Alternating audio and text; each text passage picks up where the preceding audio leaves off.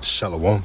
First and foremost, I'd like to give all praises to Yahweh, Bahashem, Yahweh Shai, Bahashem Ha, Rakakwadash, Mama. Double honors to the apostles of Great Millstone and their elders. Double honors to my apostle and elder as well, Aharawan Ban Yasha Allah of the Lions Den Camp. To my bishop as well of the Lions Den Camp, Kanaksa'an Ban Yasha Allah. And shalom to you Akim, all right, Atwafium, sisters, and Bunyam, children that believe in truth and sincerity, all right? It's your brother Athanyala back to another lesson in Yahweh Tazah's edifying. And it's just a quick one, a fun one, all right? Lord willing, is edifying. As you can see the title, Floyd Mayweather could be offered a lifeline by Dana White aimed at mounting concerns, right? Because, you know, the wicked help the wicked, all right? And they abhor the righteous. I believe that's in Psalms, all right? And we know what? The love of money is the root of all evil. Not the money itself, but the love of it. And we know this guy loved money. To even so, he has created that character, that money persona here in the Matrix. All right, and that's why he just falls deeper and deeper into the ditch. All right, if you spiritually inclined, like you, those who are listening and learning, we have the understanding and we can see how these people, all right, even, you know, 2/3 of our people that's like him, you know, they're fools. All right, but it says here, Dana White has offered to help Floyd Mayweather deal with his increasing issues if the legendary fighter reaches out, right? You know. But when the poor man speak, you know, they quick to cast him down. But when the rich man speak, they extol it to the clouds. They help him, in other words, right? It's another good example. But it says, White and Mayweather have been close friends since the boxing icon was in his heyday, and famously worked together on a massive super fight with Conor McGregor in 2017. We remember that, you know, and that's kind of started the whole Coliseum vibe of now the boxers cross into MMA, and you have a lot of these scripted fights, and a lot of it is just for the bag and the popularity and just to get in the ring and get the money from the people, all right? Because they want to see this versus title, right? But it says they have used Floyd Mayweather in this like manner, all right? And I remember our elder done countless lessons on just the root of money, all right? Floyd Mayweather has been on the chopping block many times pertaining to him being, you know, this big persona. $1 million watches, $100,000 watches, and things of that nature. Like he's a watch guy, you know, to where you see individuals like that have success in this matrix, but you see their success come with a price. All right, a spiritual price, a spiritual allegiance that they have sold out for that money, for that filthy lucre. All right, to where our elder used to go into how he has to continue to fight even though he retired. And we seeing that's being displayed, you know. And this is another example of how they're putting more of a yoke up on them, all right? They're putting more of a yoke up on them just like they're trying to do the masses of the people.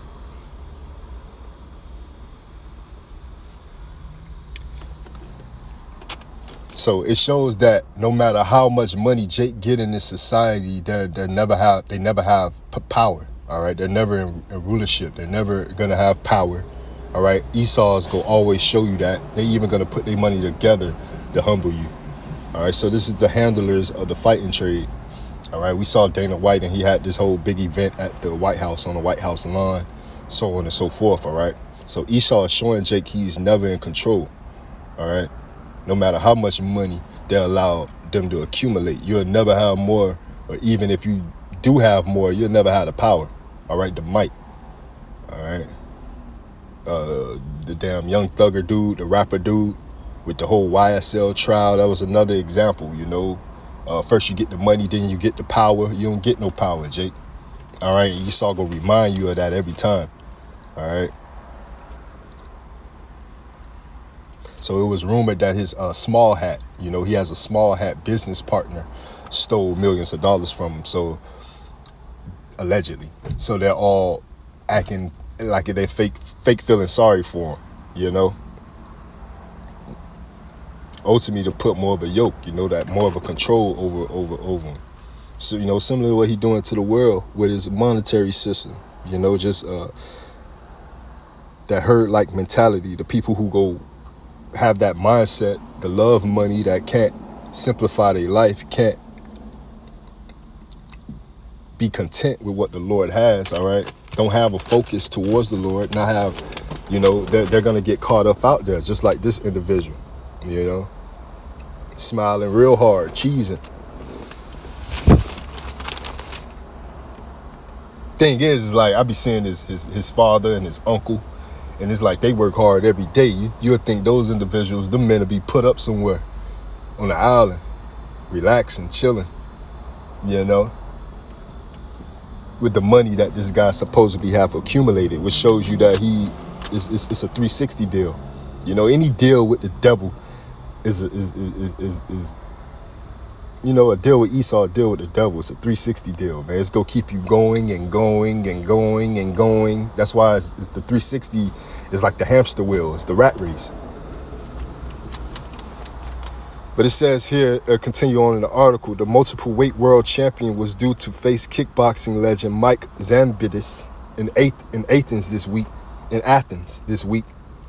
I don't know if that's in Athens, Georgia, or over in Greece somewhere, this weekend to launch a 3-boat tour that would culminate in his return to professional boxing. You see, Mayweather was also, so he's like a pawn for these people to make money. He make money himself, but he go broke. The big players make the money off of him, off his sweat equity, off him breaking his nose or back, or so to speak. Mayweather was also set to face Mike Tyson before a full comeback against Manny Pacquiao.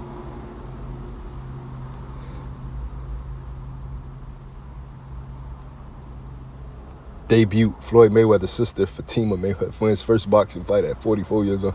That's crazy. Why are you doing that at that age? Dana White teases potential Floyd Mayweather lifeline.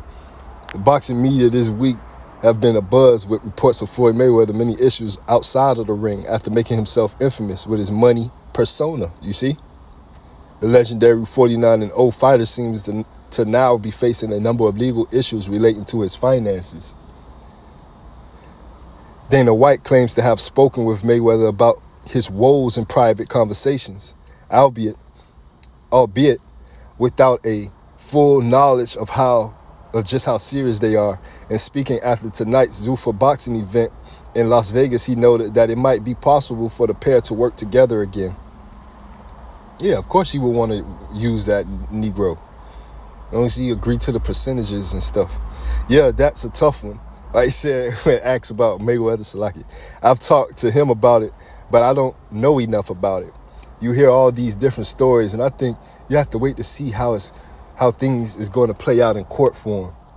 But when somebody works as hard as he did and amasses the type of wealth that he had, and then they lose it, where it gets stolen, but whatever the deal is, it's horrible, and it happens a lot in professional sports. So who knows? Anything is possible, and maybe we could do something to figure it out for him. The wicked help the wicked. The so-called friend go help a friend. One of the first scriptures I want to get is the book of Sirach, chapter 37. And I'll start at verse 1. Every friend saith,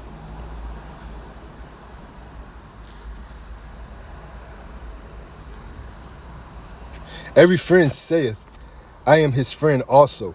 But there is a friend which is only a friend in name. If he wasn't one of the greats, he won't be concerned about helping them.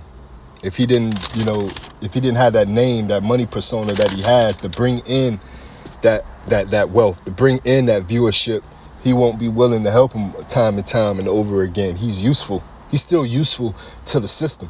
He's still useful to the brick and mortar of Babylon. All right.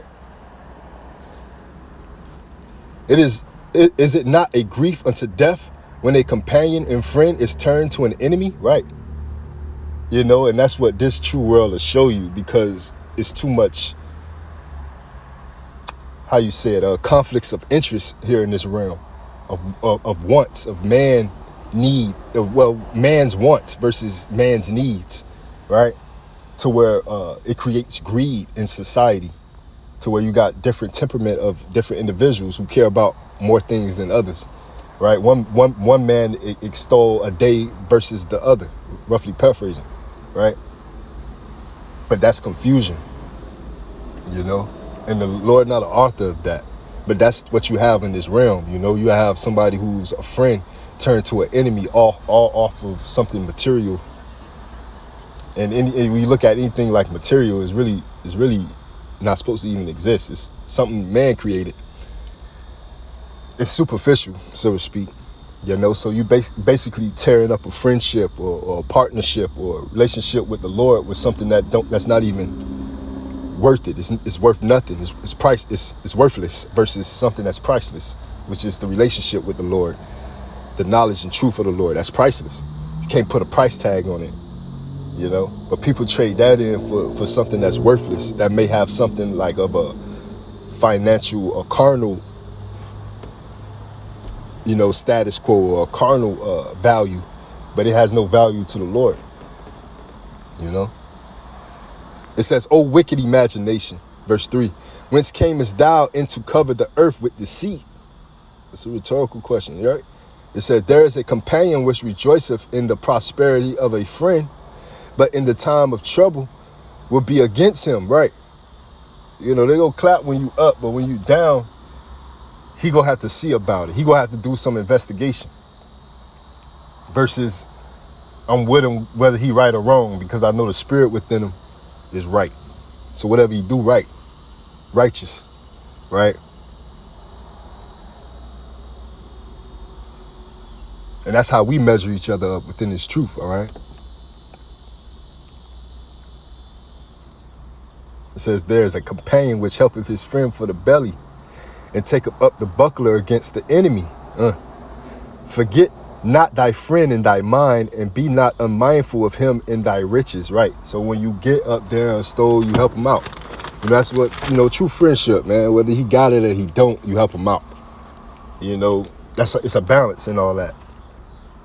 But the mindset of these worldly people, individuals like Dana White, they're not genuinely trying to help the guy. You know, he's just a noble character in their world, right? This is what we're dealing with, worlds here. There's many worlds. He's a notable character in their world, and he's useful in their world, so they still could use him. But what if he wasn't useful? What if the people didn't care what he had going on? You know, he won't pull in that viewership. He won't be useful. You know, they'll take you out for insurance money at that point. This is the devil, and we see that in the different worlds that he plays in, different sects like the music industry, so on and so forth. You know, if you're not useful, if you become not useful, he'll take you out. The Angie Stone lady, that lady was singing and doing concerts all the way until the Sprinter van incident, allegedly. So this is what dealing with the devil gets you, all right? It gets you in a 360 deal. You're not only like the people in the world running the rat race, but you run that rat race on a pedestal, all right? You're the rat. You're the rat that's really being evaluated. You know, you in the special room in the lab, so to speak. It says here in Sirach 37:5, "There is a companion which helpeth his friend," from the top again, "for the belly," right? For his filling, his carnal gain, right? You talk about the bosom, the belly. These are the places where the fillings, the things of the flesh, reside. "And take up the buckler against the enemy. Forget not thy friend in thy mind, and be not unmindful of him in thy riches." "Every counselor extolleth counsel, but there is some that counseleth for himself," right?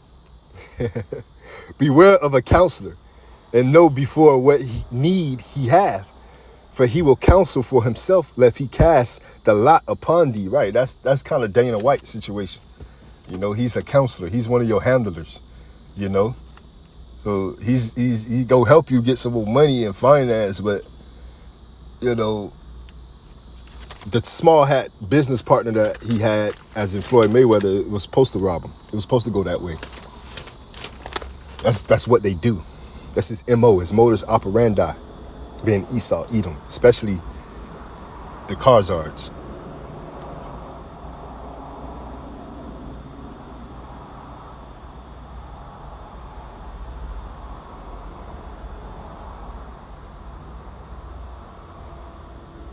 Verse 8, beware of a counselor. Salaki, I wrote that. Verse 9, and say unto thee, thy way is good. And afterward, he stand on the other side to see. Salaki, I got to read from 8 to 9 from the top again. Salaki. Sirach 37 and 8, beware of a counselor, and know before what need he have, for he will counsel for himself, right? Lest he cast the lot upon thee, and say unto thee, thy way is good. And afterward, he stand on the other side to see what shall befall thee, right? You know, because he told you it was going to be okay, because he didn't care how it was going to pan out for you. He was going to get something at the end of the deal either way. You can go up in there and, he can go up in there and be unalive. But that doesn't matter. You know, you talk about people who, it's not just a boxing thing. You talk about people who use feet, elbows, to where like an individual, yeah, you're quick in boxing, but you only dealing with hands. Now you got to focus on somebody leaving the ground, their feet leaving the ground, other movements, to where now you can catch a backhand elbow out of nowhere in tenths of a second. You could be unalived in that ring if he don't know what he's doing, if he don't have the proper training, even though he's been training all his life, even though he's been 49-0 from the boxing standpoint. You see? So it's all like tricks of the trade when it comes to this devil, man. This devil can set him up to go in there and be unalive, man.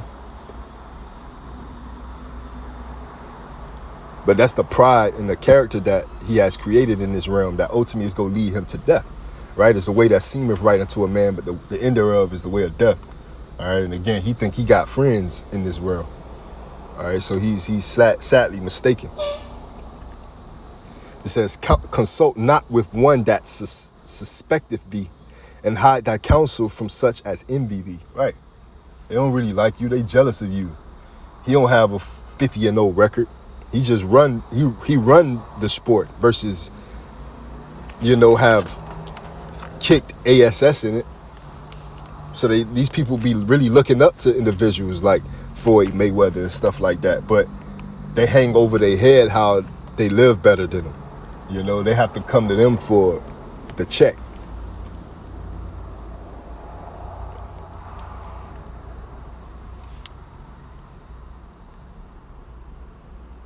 I'll read the verse 12. It says, neither consult with a woman touching her of whom she is jealous. And this is just off the point. But I think the point I want to get is in 12. Neither with a coward in matters of war, nor with a merchant concerning exchange, right? Nor with a buyer of selling, nor with an envious man of thankfulness. He really mad, but he acting thankful. You know, it's complete hypocrisy, basically. Nor with an unmerciful man touching kindness, nor with the slothful for any work, right? He faking. You know, he faking for the check. No, for the slothful for any work. Nor with an hireling for a year of finishing work, right? He ain't gonna finish it. He a hireling, like Bishop Nate, right? They ain't gonna finish the work. They ain't finishing this course. They ain't diligent like the elder apostles, you know, out there of old age, standing in the heat and sun like the youngest of men just entering into the truth. Well, you crazy. It says, hearken not unto these in any matter of counsel, but be continually with a godly man, whom thou knowest to keep the commandments of the Lord, right, to the best of his ability, whose mind is according to thy mind, right? Y'all share the same thought. Y'all share the same grief, the same wants. Y'all desire a new heaven and a new earth, new bodies, you know, to be perfect. And will sorrow with thee if thou shalt miscarry, right? We will sorrow with thee, man, shall miscarry, you know, because the goal is to achieve the ultimate goal, and that's salvation. You know, money ain't gonna get us there, and we know that. That's why we of the like mind who are like us. We hoping in a new heaven and a new earth. We need righteousness to reign upon the earth for us to flourish in our riches. You know? Again, the rich sit in low place. You know, the servant is upon horses right now. So, hey, we truly the rich. But we can't display that. We can't relish in that because this place is wicked. This society is unrighteous. This is the book of Sirach, chapter 12 and verse 8. A friend cannot be known in prosperity, and an enemy cannot be hidden in adversity. I'll start at verse 7. Give unto the good, right, and help not the sinner. But hey, they abhor righteousness. Verse 8, a friend cannot be known in prosperity, and an enemy cannot be hidden in adversity. Right. He gonna show his colors. In the prosperity of a man, enemies will be grieved. But in his adversity, even a friend will depart. Right. You know, it's gonna be, what have you done for him lately? Never trust thine enemy, for like as iron rusted, so is his wickedness. And that's what we tell our people time and time again, but they steady get in an entrapment with this devil's systems, his contracts, and whatever world and, you know, sect you're in.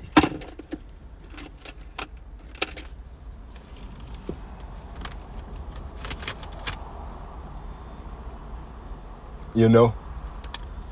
Never trust thine enemy.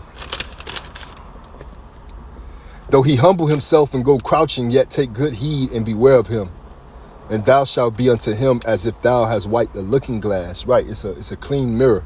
You can see clearly their intentions. And thou shalt know that his rust have not been altogether wiped away. Right, he's still the devil. That old serpent. You know, with them old, he's a one-trick pony. And 2/3 rock people, they keep getting caught up, man. You know, they're domesticated rats. So they get caught up and they go right back on the wheel and they keep running.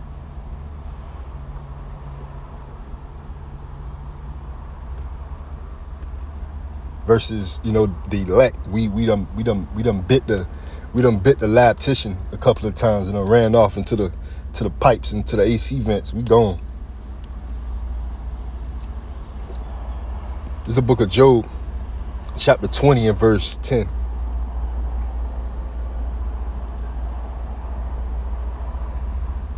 Now we big and healthy. They will leave us. They might well leave us alone. We them big New York rats. You hear me? This is Job 20 and 10. It says, his children shall seek to please the poor, and his hands shall restore their goods. His bones are full of the sin of his youth, but shall lie down with him in the dust. Right. Go lie down with him in this confusion, man. He's going to get burnt up with him. You know, all the sins of his youth. That's what's going to make it a righteous indignation when the Lord bring the judgment, a righteous judgment upon that nation of people, Esau, Edom. Because the Lord has allowed it to tally and up. You know, he's from the times of Cain and Abel. The Lord made Cain a vagabond and a fugitive of the earth. So you just been a fugitive committing crimes, and you're about to be brought to justice. You know, so hey, his children shall seek to please the poor. That's the main point. It's a guilt thing with him too.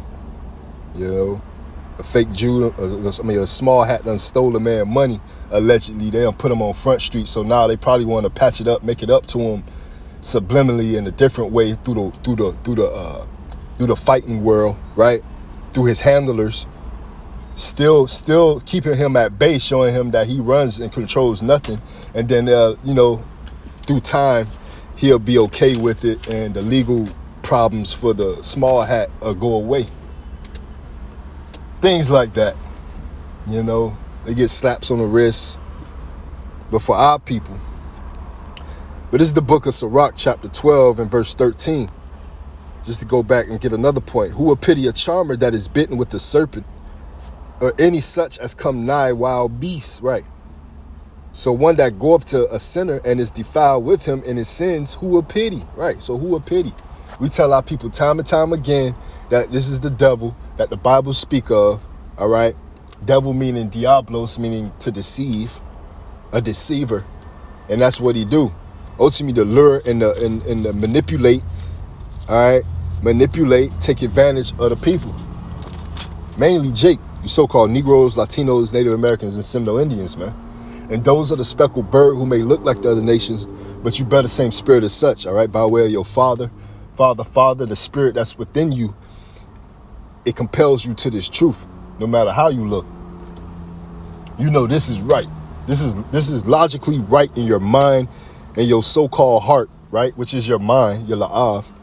You know that this is the truth. So, only way a guy like Floyd Mayweather is to get out of a situation like this is to repent and simplify his life. But that's easier said than done, you know. This is the book of 1 Timothy chapter 6 and verse 8. Instruction to those who minister.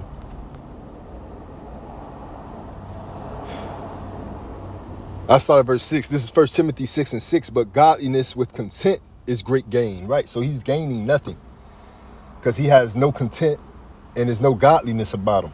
Because if he was anything of God, he would be content. He would be evaluating his state and affairs with the world. The world in a oikoumene sense, meaning the actual earth, and understanding that he's outside of the temple, right? He's profane. He's outside of the cosmos, the world that the Lord is getting ready to save the remnant of, right? Pertaining to John 3 and 16, the cosmos, the particular arrangement. Again, we went into those of the like mind.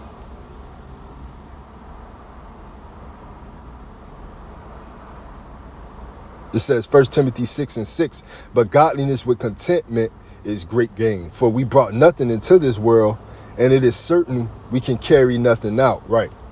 So the character that these people build up here in this society of money Mayweather, the money persona, the love of money, it shows how much of a fool they are. He might really can't read. Shit.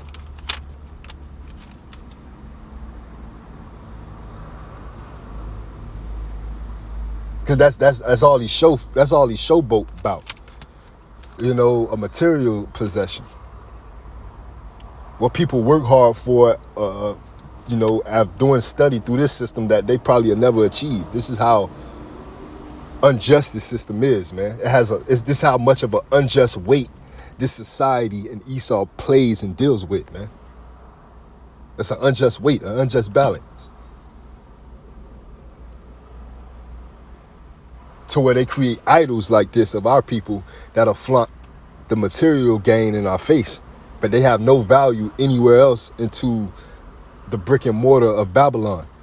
All right, that's why they're set up in your face to push you, to motivate you to add that brick and mortar unto this damn place, this society, when it's go be destroyed.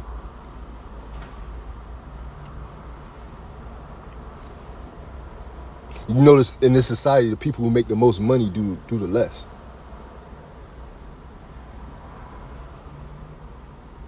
Which is ass backwards. I always had that mindset in this society. So he has to deny that character, man. Hey, it's about godliness and contentment, right? For we brought nothing in this world, we certain can carry nothing out. And having food and raiment, let us be there with content. But they that will be rich fall into temptation and they snare, right? A snare is a trap. And that's a prime example of what Floyd Money Mayweather is in. All right, he was rich and he fell into a temptation and a snare, a trap, and into many foolish and hurtful lusts, which drown men in destruction and perdition. Damn. For the love of money is the root of all evil, right? Not the money itself, but the love of it. Which while some coveted after, they have erred from the faith, right? And pierced themselves through with many sorrows, man. So he erred from the faith and he piercing himself and he has pierced himself with many sorrows. All right.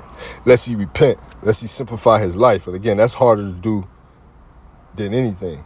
Right? He got a. It's easier to enter. It's gonna be harder for him to enter into the kingdom, man. Like a camel going through the eye of a needle. Roughly paraphrasing.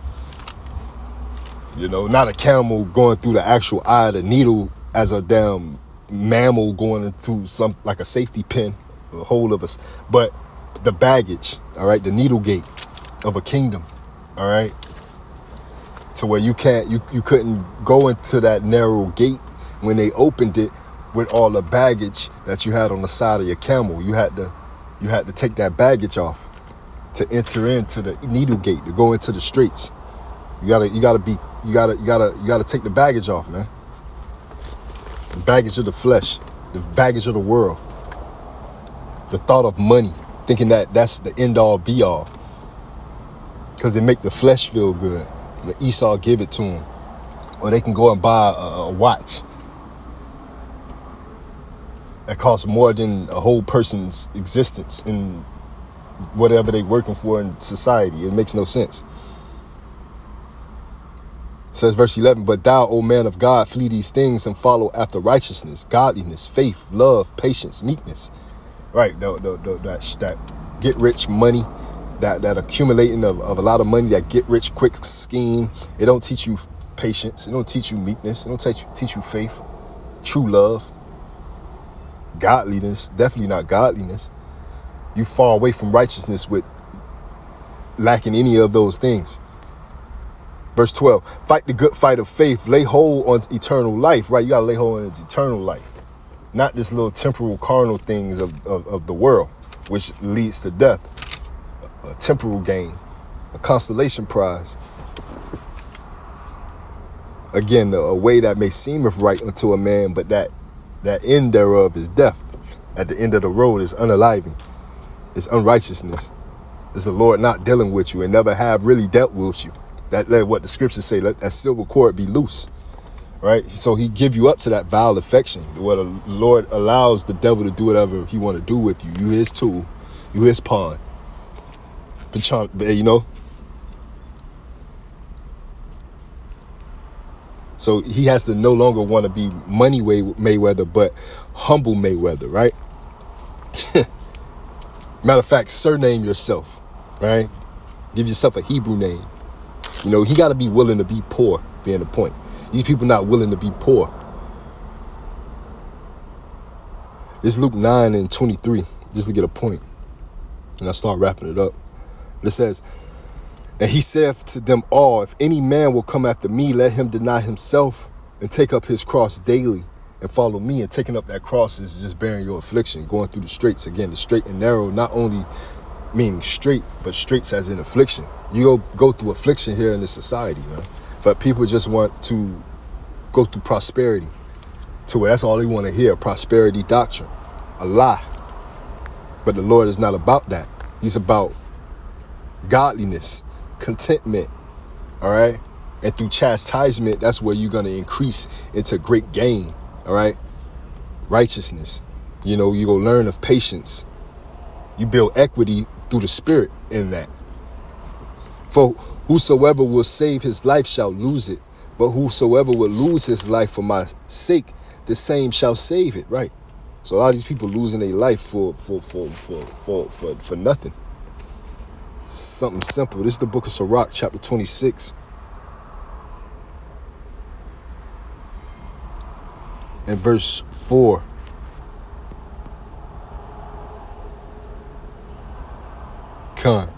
Whether a man be rich or poor, if he have a good heart toward the Lord, he shall at all times rejoice with a cheerful countenance. Right, and that's where it ain't the money that's evil, it's the love of it. You know, how much you love money to where you lose sight of the Lord. You know, and that starts early, at an early age, to where you run after that filthy lucre, and you gain so much success in your eyes from the flesh to where you can't deny yourself. All right. Again, deny yourself, become poor, start over, understanding that you erred in the way of the world. You really have no substance. You caught in the trap. The whole world know it at this point. When people look at individuals like this, like who are enlightening, aka so-called woke, you know that this guy is in a trap. He's in a snare. His heart is not good towards the Lord.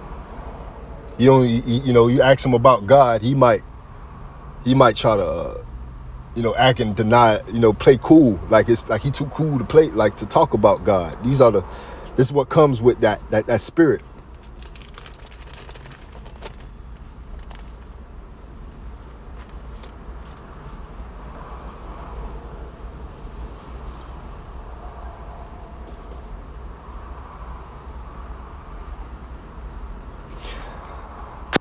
And I end off with the book of Proverbs, chapter 22.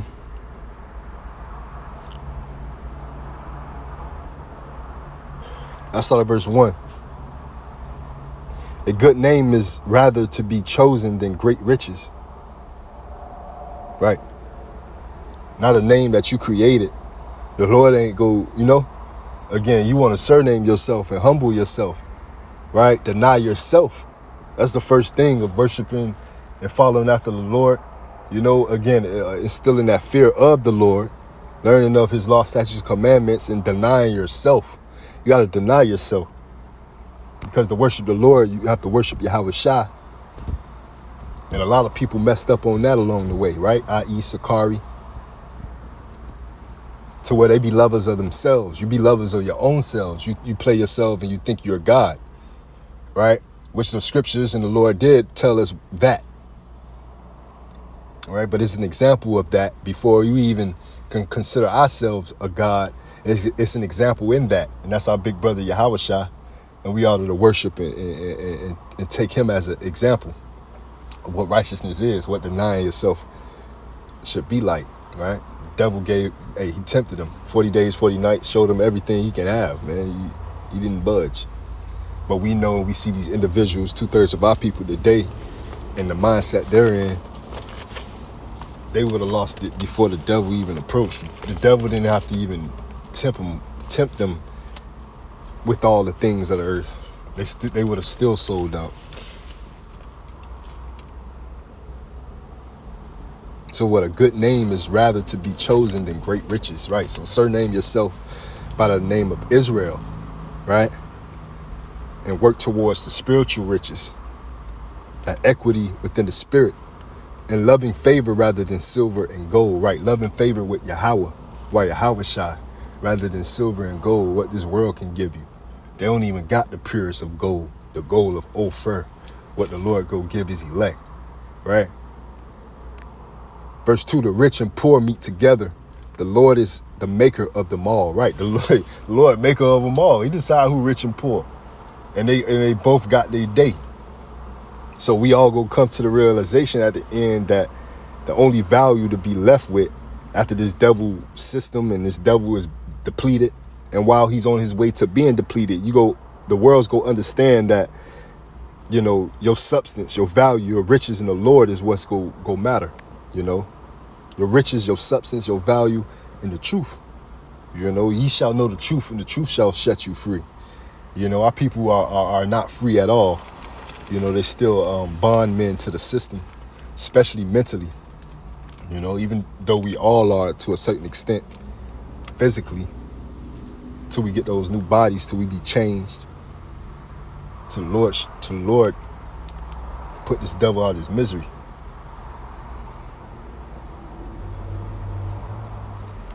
But we free in the mind to where we free to do the Lord's will, to where the seal's loose. So we technically free physically. Just Esau got to make his move, stop pussyfooting around so the Lord can show up. Shalom, Hapadan, DTA to the next one.